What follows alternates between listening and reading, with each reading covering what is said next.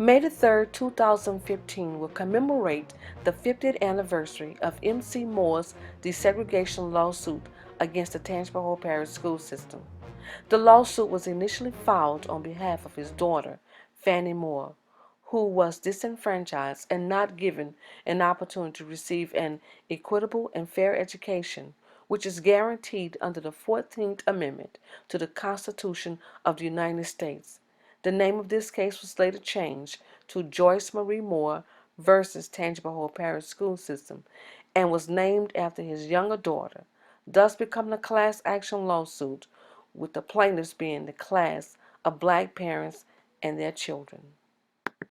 He had signed the suit until they was having somebody shot into his home, and I got my gun and I started walking over by my daddy's house, and that's really when I found it out, when the shooting, when somebody had shot into his house.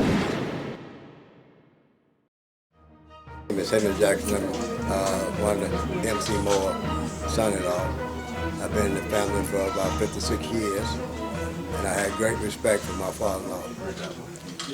Anytime a man did what he did, and so many times that people wouldn't have stood up and did the thing that he did. But we are continue to pray that these things that he did won't die. When all this stuff happened, when they shot into his home, the late Boss Hartley made a phone call and told the members of the Tangipahoa Board of Leg that M.C. Moore house had been shot in. We need some men to come and watch the house each night. And every night, about 8 o'clock till about 4 o'clock that morning, men were there to protect his family. And I was one of them. And it made me upset because we have to take off our job to do what we did. We had to get up the next morning and go to work by stand up watching him. But it was a pleasure to us to protect that family.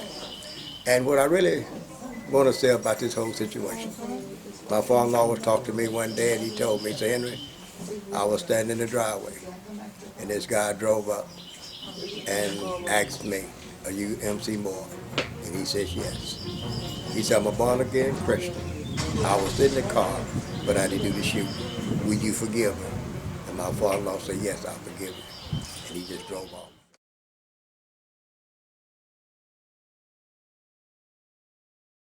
Dad didn't really talk to me. He must have talked to Mother. And she was the one that told us about what happened. And Dad said that, well, he did talk to me after, the shooting, but he said that he said they cut his lights off, they put sugar in his tank, and all this stuff. And Dad had a lot of confidence in the man that he worked for. And they would send Dad to different places to haul putwood. That's what he done, his job.